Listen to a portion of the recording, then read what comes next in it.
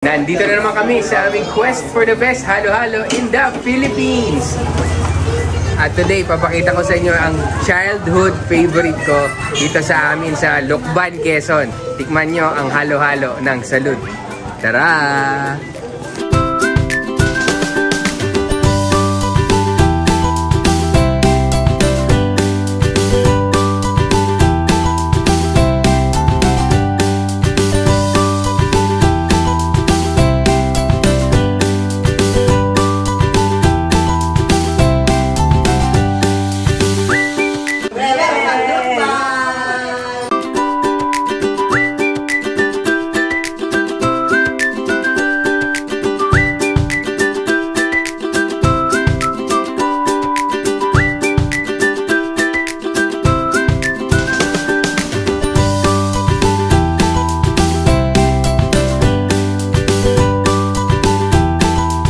Na yung halo-halo ng Salud dito sa Lucban, Quezon.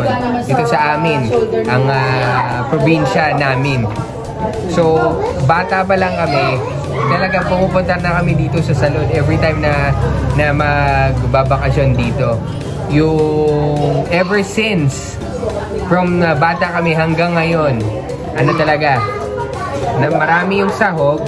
Tapos yung yelo, sakto lang, katamtaman lang. Same with the, yung gatas. Tapos, siyempre, yung offer ng Salud is yung kung paano yung traditional halo-halo. Yun yung talaga sa lahat ng halo-halo na nagustuhan namin. Yung traditional way of making it. Tapos, tumataas lang yung value para sa amin kasi ang dami nilang nilalagay ng mga sahog. Meron siyang gelatin, ube, pinipig, dalawang klaseng beans. Yan. Maganda rin yung pagkaka-shave ng ice. Kaya may gulaman. Tapos, bisa sa gusto namin dito. May kaulam. Sa Lucban, may kasamang ulam yung halo-halo. Ang tawag dyan kaulam. Yan. May kasamang kaulam or suman yung halo-halo dito. Meron din barquillos na pwede nyo i-bilhin. Pero ito, masarap na with the halo-halo. Yan, tikman natin. Malapit na yung malapit na yung currently, lino-vlog namin to ng May. So, yung Pahiyas Festival is May 15. So, kapag dadaan kayo or bibisita kayo dito sa Lucban, huwag niyong kalimutan na kumain dito sa Salud.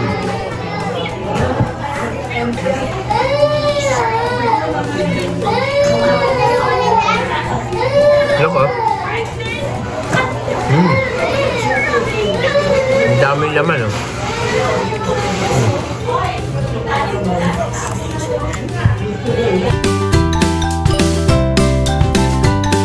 Ayan, kay Tita Dita, mais con yelo.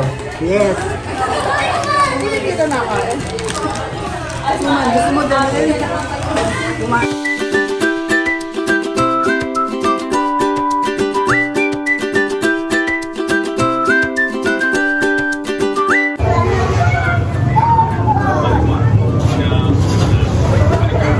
Sarap.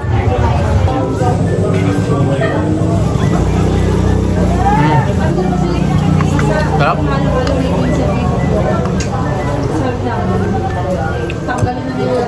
Pakilala ko kayo sa pinsan ko. Ito nga pala si Aro. At ang gusto naman niya dito, mais con yelo. Ano masasabi mo, Ro? Ano lang talaga to, speechless eh. Pero pag nagsalita siya, speechful.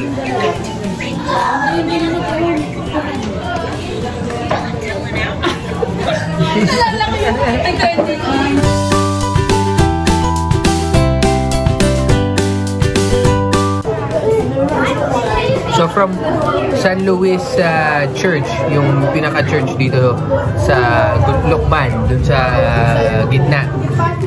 Malapit lang tong Salud, mga 5-minute walk lang. Actually, lahat ng mga puntahin dito na lalo na yung mga kainan, Malapit lang sa sentro, dito sa Lokban. Pero yung mga, like, for example, kung pupunta kayo ng Kamay ni Jesus, pwede naman siya tricycle lang. Sarap. Yummy. Masarap talaga. Tita, kailan nagsimula ang salud? Yung mga kailan, no? 1960.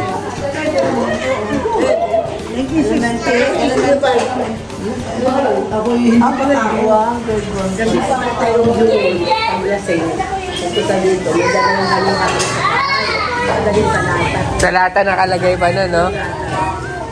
Ito na yun. Salud na daw yun. Hindi nga po ngayon nga lang ito na smooth finish eh.